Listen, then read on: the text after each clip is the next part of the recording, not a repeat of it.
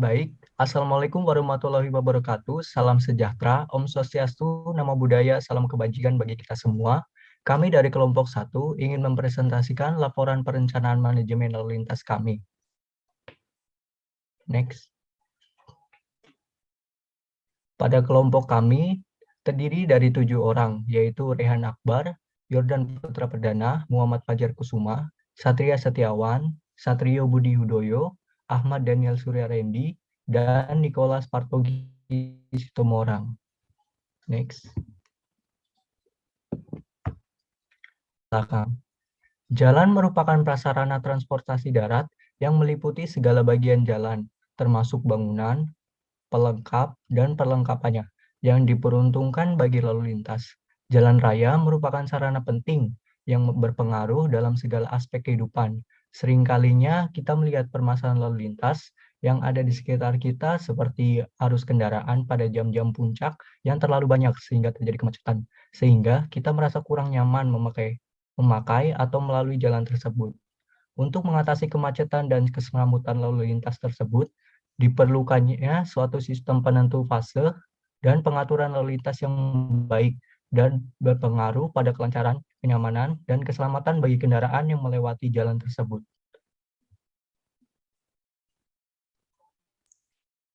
Sistem penentuan fase dan pengaturan lalu lintas biasanya lebih ditekankan pada lokasi-lokasi di mana terjadi pertemuan jalan atau persimpangan jalan.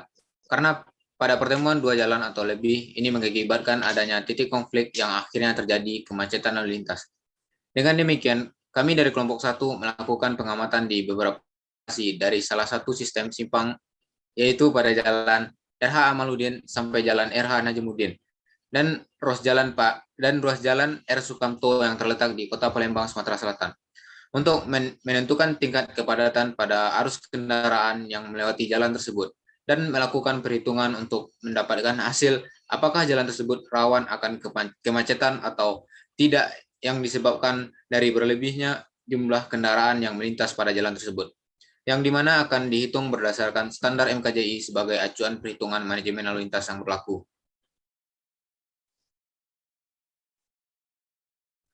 Adapun pengambilan data pengamatan secara langsung dilakukan pada hari Selasa 4 Januari 2022 dengan waktu pemantauan pada simpang Jalan RH Najamuddin sampai Jalan RH Amaluddin pada pukul 6 pagi hingga 9 pagi. Pada ruas Jalan R. Sukamto dilakukan pada 5 sore hingga 8 malam.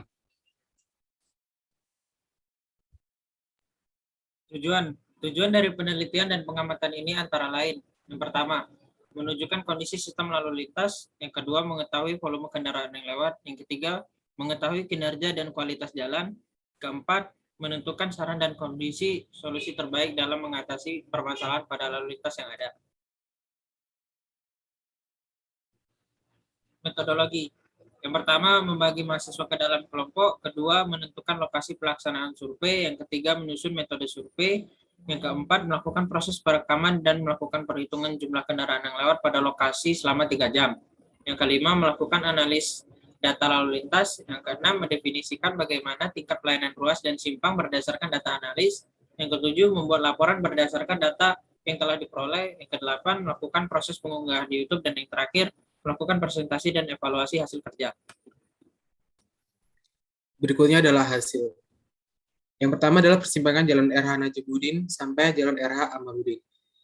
Didapatkan jalan utama plus minor total untuk LV sendiri 4.542 dengan 4.542 kendaraan per jam dengan 4.542 SMB per jam, kemudian HV 1.190 kendaraan per jam dengan 247 SMB per jam, kemudian MC 8156 kendaraan per jam dan dengan 4.078 SMB per jam, dan kendaraan bermotor total sebesar 12.698 kendaraan per jam dan 8.897 SMB per jam. Kemudian rasio belok sendiri dengan total 0,6 dan kendaraan tak bermotor dengan total 80. Kemudian rasio jalan minor atau jalan utama plus minor total didapat 0,26 dan UM per MV didapat 0,0063. Lalu lebar pendekat dan tipe simpang. Lebar pendekat rata-rata sendiri dapat 4 dengan tipe simpang 322. Kemudian kapasitas CO SMB per jam didapat 2.700 SMB per jam dan didapat kapasitas total sebesar 1.720. Kemudian perilaku lalu lintas didapat HIPI persen 1 sebesar 2033, HIPI persen 2 7.327, dan HIPI persen rentang dapat 2033 sampai 7.327.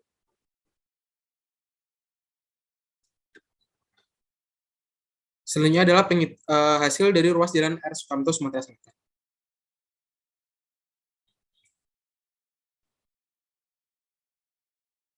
Yang pertama dari arah A, didapat LV sebesar 2090 kendaraan per jam, HV 141 kendaraan per jam, MC 2614 kendaraan per jam, dan UM 37 kendaraan per jam. Sedangkan didapat LV dengan total 2090 SMI per jam, HV 117 SMI per jam, MC 259 SMI per jam, dengan total seluruhnya 1057 SMI per jam. Kemudian dari arah B sendiri didapat LV 2102 kendaraan per jam, HV 108 kendaraan per jam, MC 2618 kendaraan per jam, dan UM sebesar 38 kendaraan per jam. Kemudian didapat untuk LV dengan total 2102 SMB per jam, HV 102 SMB per jam, MC 591 SMB per jam, dengan total seluruhnya 145 SMB per jam. Selanjutnya adalah volume total. Untuk JO sendiri dapat 6.600 dan didapat kapasitas 5.203,44. Sedangkan volume totalnya keseluruhan didapat 2063 SMI per jam. Dengan didapat derajat kejenuhan 0,39654 dengan tingkat pelayanan tipe B.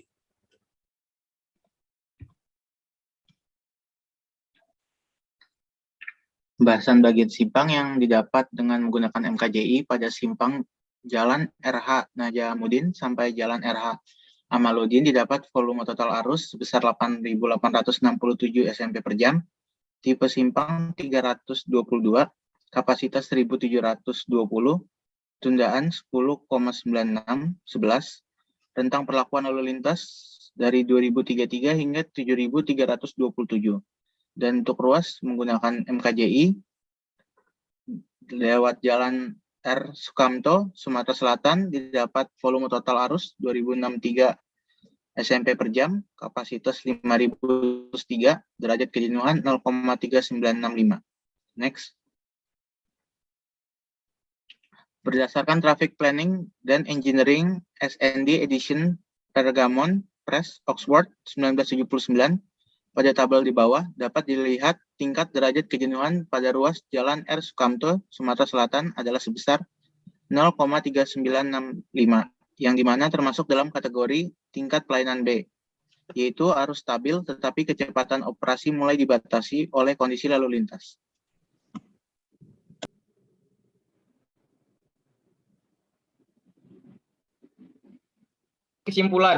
Kesimpulan yang didapatkan dari hasil pengamatan yang telah kelompok kami lakukan terhadap simpang Jalan Residen Haji Najamuddin sampai dengan Jalan Residen Haji Amaluddin dan juga ruas Jalan R. Sukamto, Sumatera Selatan pada hari Selasa 4 Januari 2022 menyimpulkan bahwa pada lalu lintas jalan simpang termasuk dalam kategori lalu lintas yang macet, dikarenakan volume pada simpang tersebut yang mana sebesar 8.867 SMP per jam lebih besar dibanding dengan kapasitas simpang tersebut yang sebesar 1.720 SMP per jam.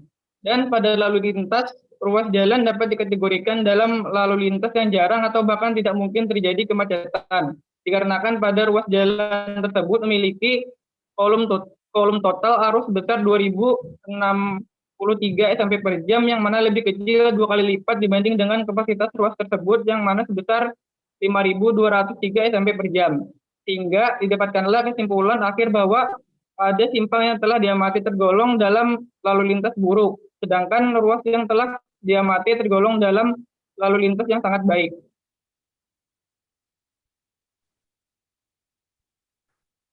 Saran yang dapat diambil dalam pengelolaan manajemen lalu lintas yang bisa diterapkan pada simpang dan ruas yang telah diamati dan diperhitungkan sebelumnya adalah pada simpang perlunya ada peningkatan dari segi penambahan lebar jalan pada simpang tersebut agar kapasitas simpang tersebut dapat semakin besar. Dan dari pengamatan yang telah kami lakukan juga dapat dilihat bahwa perlunya ada transportasi umum dikarenakan kendaraan yang melewati simpang ini masih banyak yang menggunakan transportasi pribadi. Sehingga apabila adanya perluasan lebar simpang Dan penambahan transportasi pada daerah jalan ini dapat mengurangi angka volume kendaraannya yang dibarengi dengan meningkatnya kapasitas simpang tersebut, sehingga dapat terbebas dari kondisi lalu lintas yang buruk. Kemudian pada ruas jalan yang telah kami amati dan perhitungkan, dikarenakan kondisi lalu lintasnya yang tergolong sangat baik, maka tidak perlu adanya perubahan jalan pada ruas tersebut. Akan tetapi harus adanya pemantauan secara berkala agar kondisi ruas jalan tersebut tetap dalam keadaan lalu lintas yang baik.